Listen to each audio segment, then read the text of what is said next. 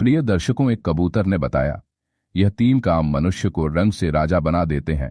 प्रिय दर्शकों, प्राचीन समय काल में एक जंगल में कबूतर और कबूतरी बैठे हुए थे। सर्दियों की रात थी, कड़के की ठंड पड़ रही थी। तब एक कबूतरी कबूतर से कहती है कि पिया जी, आज की रात को निकालने के लिए ऐसा क्या किया जाए जिससे आज की रात निकल जाए। सर्दी बहुत भारी पड़ रही है। कबूतरी कहती कि कोई ऐसी कहानी सुनाओ जिससे आज की रात कट जाए। कबूतरी की बात सुनने के बाद एक कहानी शुरू करता है और कबूतरी से कहता है कि तुम ध्यान से सुनो, बड़ी ज्ञानवर्धक और बड़ी प्रेरणादायक मैं कहानी तुम्हें सुनाने जा रहा हूं। अब कबूतरी ध्यान से सुनती है और कबूतर कहानी शुरू करता है। जो लोग इस कहानी को सुन रहे हैं, इस कहानी को पूरा सुने। कहानी के अंत में कबूतर तीन बातें बताता है जिसे आपको आपके जीवन में याद रखनी चाहिए। कबूतर कहानी शुरू करता है। कभी न खत्म होने वाली खुशियां।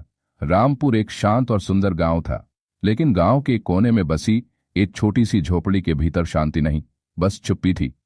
इस झोपड़ी में रहते थे दयानंद, उनकी पत्नी सीता और दो बच्चे, आरव और पूजा। कभी ये घर हंसी ठिठोली से गूंजता था, लेकिन अब एक बोझिल चुप्पी ने उसे घेर लिया था। दयानंद पहले एक खुशमिजाज और मेहनती किसान थे, लेकिन पिछले कुछ सालों से उनकी फसलें बर्बाद हो रही थीं।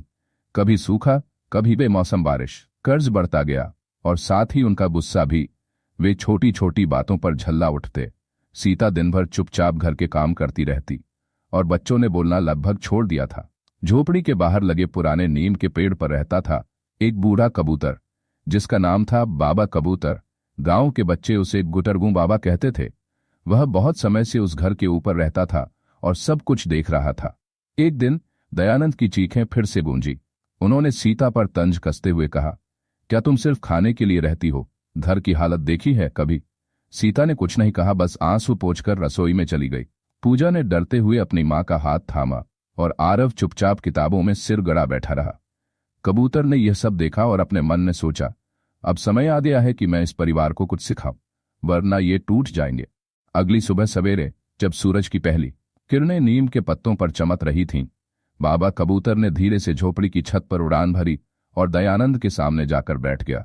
दयानंद उसे देखकर झल्लाए, अब तू भी ताना मारने आया है क्या? कबूतर बोला, नहीं दयानंद, मैं ताना नहीं सीख समझ लेकर आया हूं। अगर मेरी तीन बातें तुम मान लो तो तुम्हारा घर फिर से हंसी से गूंजेगा, न दुख रहेगा न दर्द।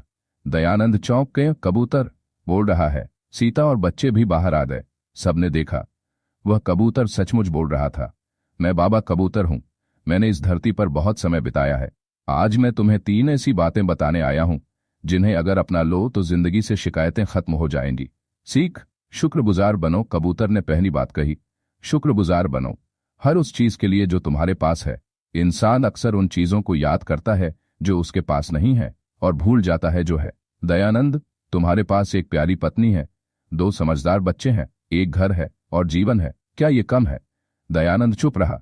सीता की आंखें भर आईं। बच्चों ने एक दूसरे की ओर देखा और पहली बार मुस्कुराए।